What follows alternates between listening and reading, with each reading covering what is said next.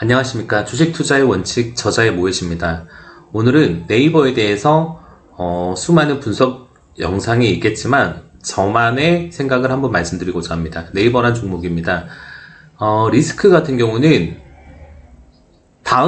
예전에 다음이라는 사이트를 아실 겁니다. 다음이 네이버보다 한참 유명했을 때가 있었습니다. 97년, 98년.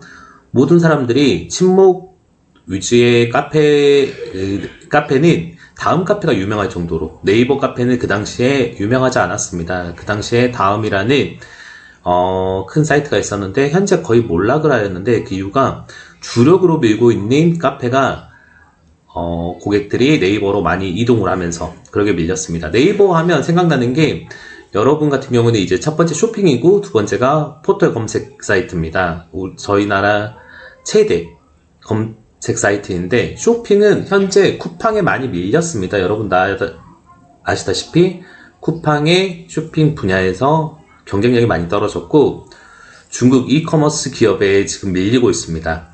또한 검색에서는 현재 구글에 상당히 밀리고 있습니다. 챗 GPT라는 신문물이 들어와서 경쟁력을 더 상실했다 보시면 됩니다. 사용 접속자나 이런 거에 상당히 밀리고 있고, 두 번째는 AI라는 새로운 혁신 속에서 아직 방향성을 잡지 못하고 있다는 겁니다.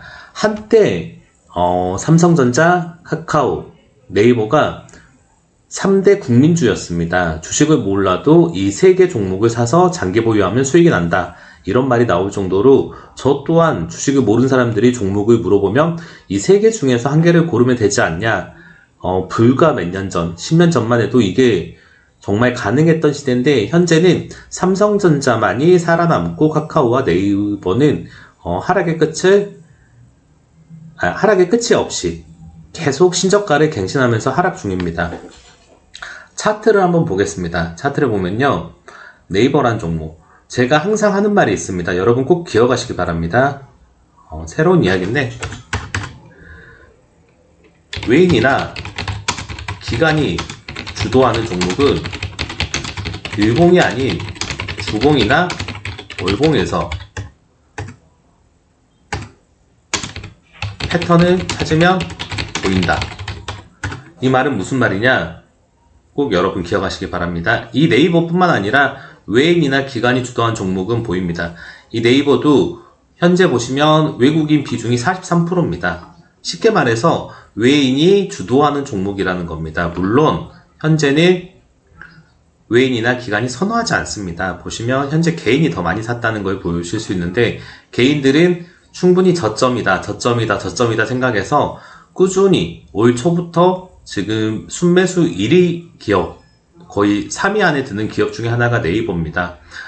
정말 개인들이 많이 하는 실수가, 이 정도 떨어졌으면 바닥이겠지, 이 정도 떨어졌으면 바닥이겠지, 그래서 바닥권에서 계속 모으는데, 이게 기간이 오래되고 추매를 계속하다 보면 어느 순간에 번전이 되면 지쳐서 팔고 나갑니다. 즉 그동안 다 헛수고를 한다는 겁니다.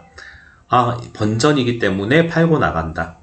나 물 타서 평단을 이 정도 낮췄는데 정말 이제 못 버티겠다, 팔고 나가야겠다, 그런 경우가 많은데, 주봉을 한번 보시면 패턴이라는 게 보입니다. 현재는 지금 박스권입니다. 보통 보시면 저는 박스권에 대해서 그렇게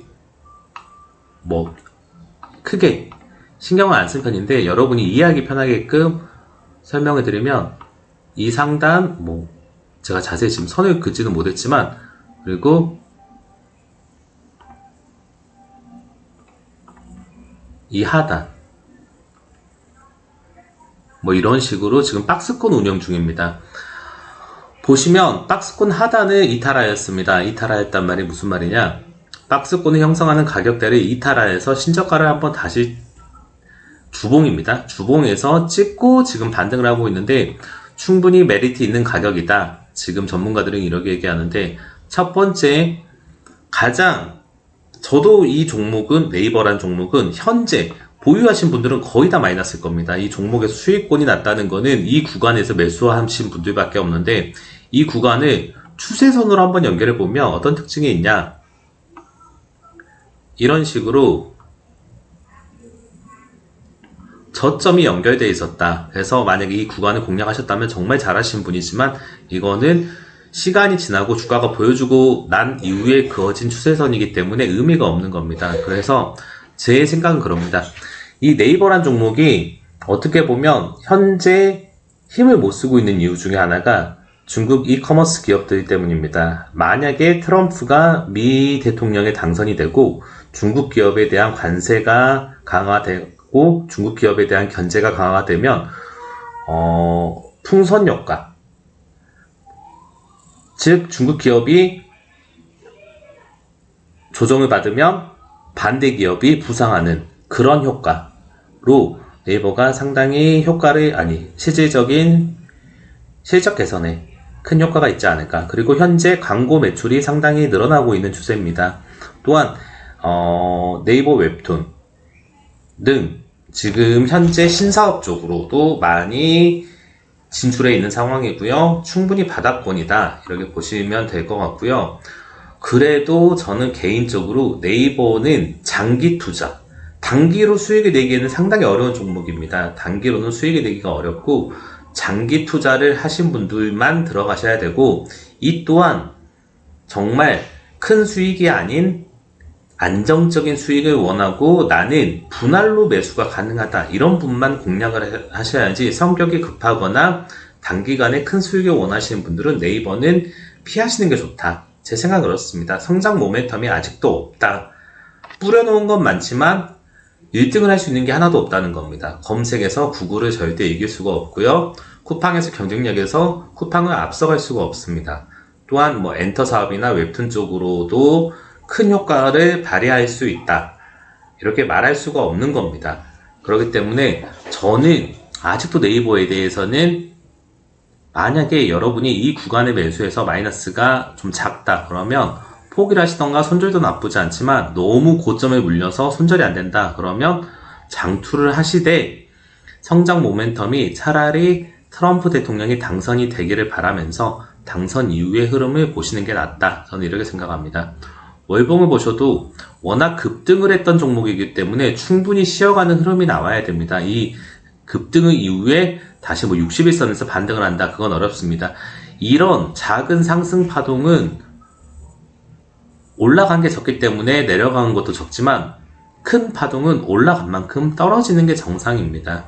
그렇기 때문에 충분히 조정을 받아야 되고요. 큰 어떤 계기가 발생해서 AI 혁신이라든지 아니면 다른 사업 쪽에서 어떤 성장 모멘텀이 크게 한번 발생해서 주가가 다시 한번 올라가지 않은 이상은 큰 변화는 없을 것이다. 저는 올해 말까지도 네이버는 큰 변화 없이 횡보 구간을 이어갈 거라고 예상을 합니다. 물론 제 분석이 기존 보유자분들이나 신규 매수자분에게 좋은 이야기는 아닐 거라고 저도 생각을 합니다. 하지만 객관적인 제 생각을 말씀드린 거니까 참고해 주시기 바랍니다. 또한 신저가를 갱신하고 있는 현재에서 이게 바닥이다 생각하실 수 있지만, 일봉상 네이버가 이 61선을 강하게 돌파해서 정고점인 이 가격, 5월 7일 가격이죠. 20만원대를 돌파하지 못한다면 다시 하락이 파동을 형성하면서 떨어지고 있는데, 이 하락 파동을 이어갈 수도 있다는 겁니다. 그러면 이 추세선, 아까 제가 그었던 이 선 저점까지도 또 다시 밀릴 수도 있다.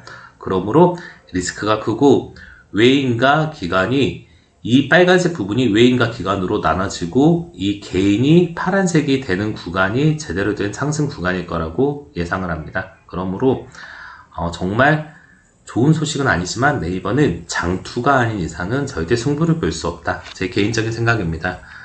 제 영상이 좋았다면 좋아요와 구독 부탁드리겠습니다.